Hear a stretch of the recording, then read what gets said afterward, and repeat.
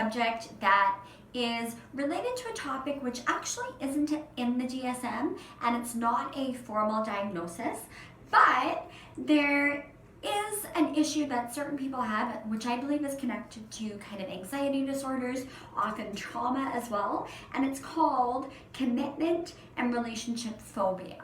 Commitment and relationship phobia is pretty much what it sounds like. It is experienced by people who are afraid of long-term commitments to a relationship, usually romantic, but this can also lead into other areas of people's lives, so things like jobs, friendships. They may back away from things that are seen as too much of a commitment for them. People with commitment phobia generally have a lot of issues staying in a relationship for a long time. So they may be able to be in a relationship for a few weeks, even a few months. I even have heard of people who've made it in relationships for years who have commitment phobias. Usually though, if they are forced to make a commitment to another person, or feel kind of backed into a corner of having to commit, they will choose to end the relationship over making that commitment. Or they will make the commitment and then they will kind of slowly find ways to back out of that commitment or back away from it. While commitment phobia was always traditionally seen as a male problem, I think it's equally as experienced in females, nowadays especially. And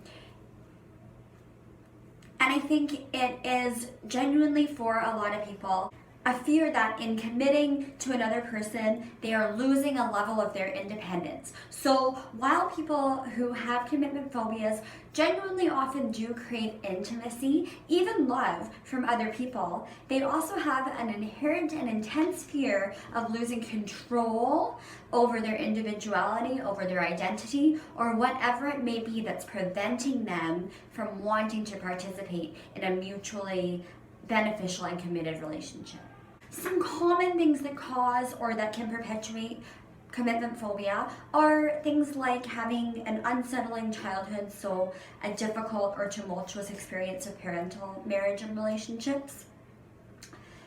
Number 2 is having childhood trauma, so having things like sexual abuse, even violence, or it could be a lesser trauma than that. Other ones are fear of not having our attachment needs met. An obvious one is other relationships that have gone wrong or that have not ended well for us. A fear that we're not necessarily in the right relationship or we're not with the right person. Some of these people also seek perfect relationships. That is a whole other mental kind of disorder and issue, but this seeking of the next best thing can be a cause of commitment, their commitment phobia issues.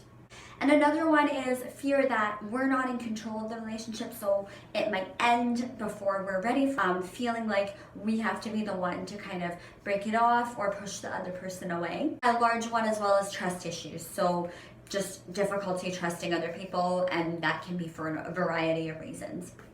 If we're in a relationship with someone who has commitment phobia issues, my advice is really don't push that person towards a commitment. You may want to work through what are some of the actual underlying fears that this person has of commitment, and help them understand and realize kind of what's going on for them. Another really great type of therapy for this is called acceptance and commitment therapy. I will talk about that in another video as well, but it's basically a therapy that kind of helps us to accept and commit to certain changes in our lives. But I just wanted to briefly kind of start touching on this topic today, and I will talk more about people who have issues with commitment and how to deal with them in other videos. Thanks so much for watching, you guys, and I hope to see you next week. Don't check out my workbooks, my website, and all of the great resources that I have on weekly mental health topics.